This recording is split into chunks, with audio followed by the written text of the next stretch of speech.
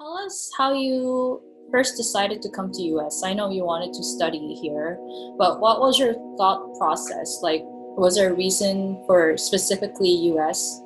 When I was at the end of finishing my bachelor degree in English literature and linguistic, I started to learn more about what's going on outside of Saudi Arabia. What does it mean learning another culture?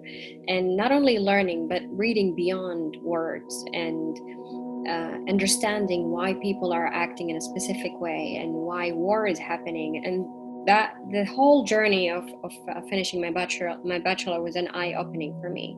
And then I got a job and I started working. And when I started working, my father was totally against me working with a male in a one office or one space. So I did it anyways behind his back. And not only that, I built a whole lifestyle behind my parents' back, just for me to go out and just meet my girlfriends, or go out with them in a cafe and smoke hookah. Even smoking hookah was like a taboo for me. I even had a job behind my father's dad where I was an event planning manager, and I was holding a huge big event that it's related to a petroleum industry.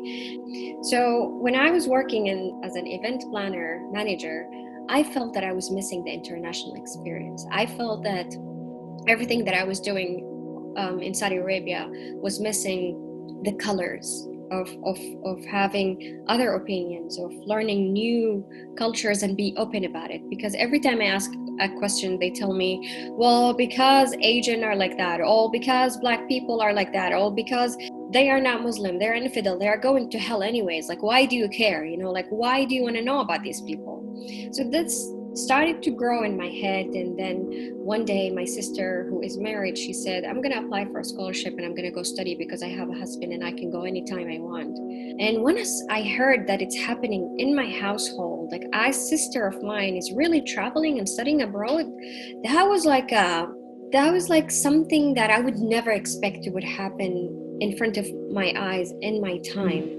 I started to ask for things I'm going out with my friends in front of his eyes. And even though I was shaking, but he was like, okay, go. And even when I go with my friends, after 10 minutes, he keeps calling me until I go back home, nonstop, a call after another.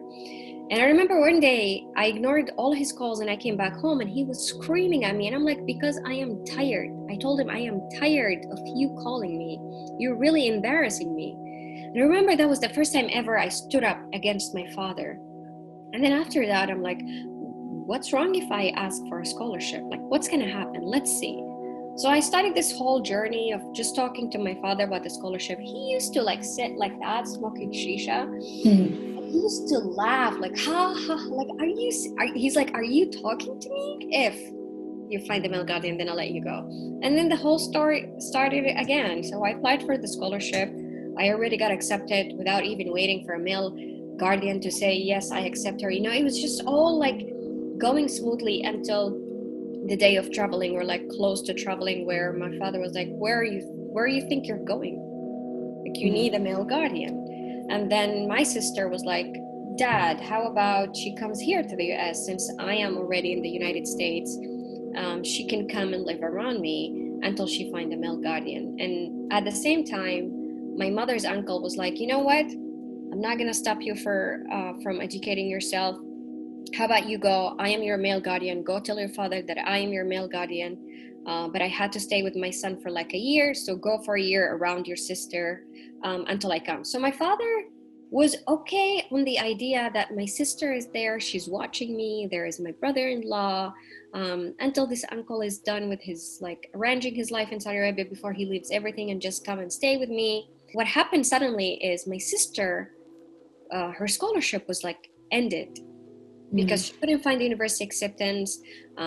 She couldn't pass the English exam. So because of that, and it happened exactly after 3 months of my arrival. So my father was like, it was impossible for him to have a daughter who's living all alone. And it just happened. It just went south after that. My father was like, not talking to me. No one wanted to help. Everyone was scared because, you know, he still has the power. I'm still like living the Saudi life in America. Like, I was scared from the police. I was scared from my government, the embassy. I thought that they can just knock the door and get me, like as if I'm living in Saudi Arabia. So it was like that until I started to see ways out, listen to my inner voice. When I really felt that everything is gonna be okay, don't worry. I kept telling myself that, and every time I say that, somehow I started to see doors opening. I started to see like some holes of air here and there. Even though it was dark, I suffocated, it was bad, but that was the beginning of everything. So for you to become an activist, I'm sure it took a lot of strength and thoughts to start somewhere, to get into activism. What were your thoughts at the time? It was never like a choice. Like, I felt that I needed to survive. And it's really hard to, you know, live who I am freely without being public. Because if I'm not public, and if my father is not happy, or the government or anything, I would simply just disappear, EunBi. Like, no one would ever know that I existed. As simple as that. But once I put a footprint, it's hard for them to delete that or erase it. There is no way but to talk. And every time you talk, you feel inside me, I felt there was like some relief, even though it was scary. I know that I might be killed tomorrow, but that relief that was the only way that if I do, I would feel good inside me. But if I go back, you know, if I kiss my father's feet and I ask for forgiveness, you know, I might be okay. You know, I might still live in my father's house and I'm not going to be homeless or anything. But just for me to reach a point where I had enough, repeating the same cycle over and over and again, and you know, even though you have no other way but to go to the scariest path, so you would go that way rather than just reliving things that you really had enough from. The whole story of Madina Papel started from your thesis project, I believe, the long paper story. It came a long way from that version of the writing. But could you sort of tell us what your inspiration behind that one? Why paper? Like, I know a lot of people ask about that for our film, but back then when you were writing that story, why did you choose paper? When I started as an activist, I went straight to like, you know, Saudi's right, humans right, women's right. And I felt that I was just screaming in an empty place where no one was listening to me. And then I have learned that there isn't a language person can say, if I speak this language, this is a peaceful language. I couldn't find this language. And at the same time, I was trying to finish my master's, and my professor was like, how about you start like creative writing? I'm like, oh my gosh, I love creative writing because I can escape this. This whole paper idea came into my head because I am the one who is languageless.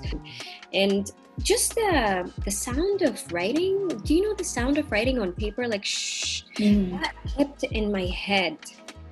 And when I started writing about Madina Papel, I just came up with the idea of paper because I was living through papers, and papers and writing was my outlet to see my beauty. And I saw how papers are so fragile, even though we use them a lot, but they are really fragile. And I felt that this is how I was. I was very fragile. Just hearing the crunch of the papers, that before, when I used to hear the crunch just to throw the papers after done writing, that was painful to me. For some reason, I resonated to that sound, to the pain inside me. So this is how I came up with paper. I'm like, I hear it. I hear the pain in the paper. I wasn't wearing a lot of colors in my life, by the way. I was just black, gray, navy blue. Like once I was writing the story and I'm like, oh my gosh, colors, because I am missing this. I was somehow, when I wrote the story, I was asking the universe to bring colors into my life, just colors, like actual colors, not knowing that colors actually in our lives represents our mood, represents our feeling. So if you meet a person who's always wearing black, it is actually something going on with them, you know? Who is EunBi the child? When I was a child, I was very shy person. I would never raise my hand in class. And also when I grew up in Korea, it's not normal to sort of ask questions. The environment is very different. It's very submissive. It's more like you're given what to learn and you just memorize them. So I grew up in that way until I went to New Zealand. And then it was totally different culture where you're openly discussing and debating each other all the time. And so just to fit in, I tried to sort of voice my opinion more and got more talkative, got more sociable. And so I'm glad that happened. That change, I think, was needed in my life. How did you find your passion in art? Can you remember the first time you got crazy about art?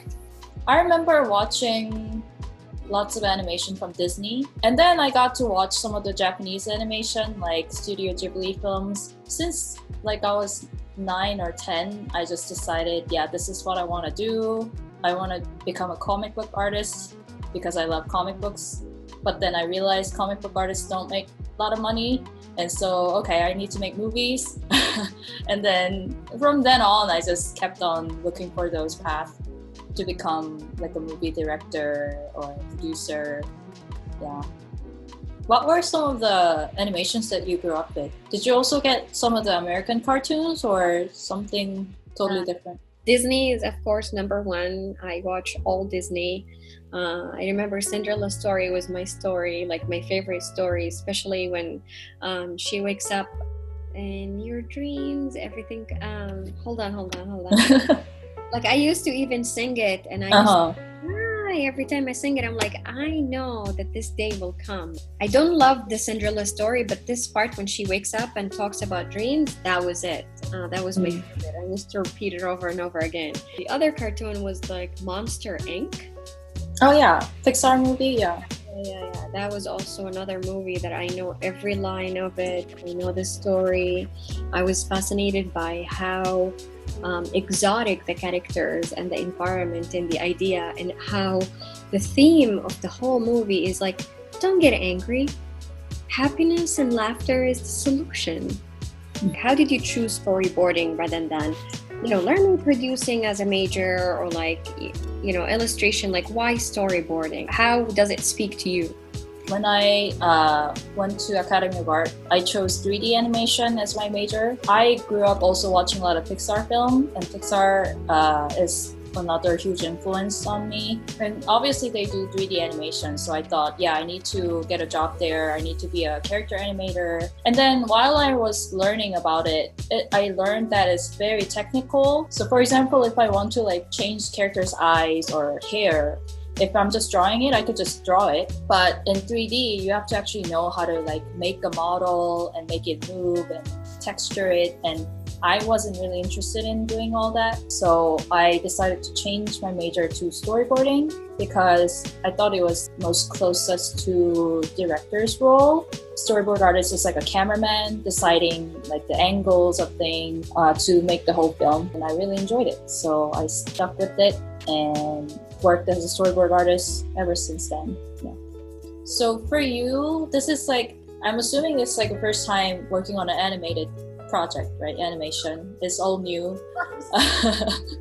Are there any things that you found really different or shocking while working on an animated film, or something that you found really enjoyable that's different from like creative writing, for example?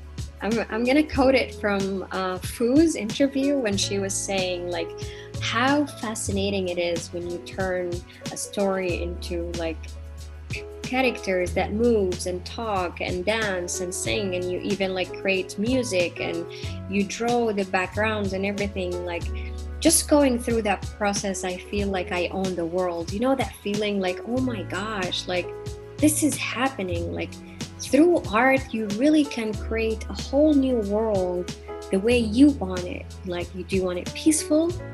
Here it is. Do you want people to see how bad is the father? Like, I felt even more responsible to make sure that we have to give both sides for all characters, like even Cofran. I thought it was just like, oh, okay, yeah, this color, not this color, this couch. No, deeper than that. You know? Mm-hmm. It's like, why this couch? You know, how high it is even like has a meaning, or like, you know, adding colors here and there, like in the garbage, for example. I'm like, yeah, this is really important. Every little detail in animation is there for a reason. And right now I appreciate animation even more. Like when I watch animation right now, as if I'm this like 4 years old child, I was like, wow, you know, background, the trees, the child, the main character, like I'm amazed by how they put everything together. So all the characters in our film, even though like they don't speak and we don't have any dialogues, they do have their own names, and their names mean something. Like Cofran means forgiveness, for example. Does your name have any specific meaning? So my name is Samah, and it means forgiveness. And I remember the first time I learned about the meaning of my name, I felt that I should reflect that into my life, because I was really angry at everyone who disappointed me. And through that, I got inspired by the characters as well, because Cofran is a unisex name that it can be for a woman and a man, and we wanted to make sure that even the main character is in between these two categories. And I wanted to show through the main character that forgiveness is very important. If we don't forgive ourselves, we'll never forgive everyone. And if we don't forgive the people who harm us, it means we are actually harming ourselves. That's why we attract drama. That's why we attract troubles into our lives. And I think what's happening currently around the world just shows how much forgiveness we are missing today. And as of the father, we called him Saber, which means patient. We wanted to show the irony of his character. Every time he's like, okay, I'm done, I did it, give me my freedom. They're like, no, you have to get married. Okay, I did it, give me a freedom. No, you have to have children, give me my freedom. No, you have to have the boy, give me my like every time he wanted to live his life, they always gave him a rule or a new thing that he needed to change. And that really made him so impatient. I know you mentioned that he wanted to be a flight attendant and studied abroad as well. Did he ever like talk to you openly about those things, or did you find out some other way through someone else that your father went through those things? When did you get that perspective to understand and sort of forgive him?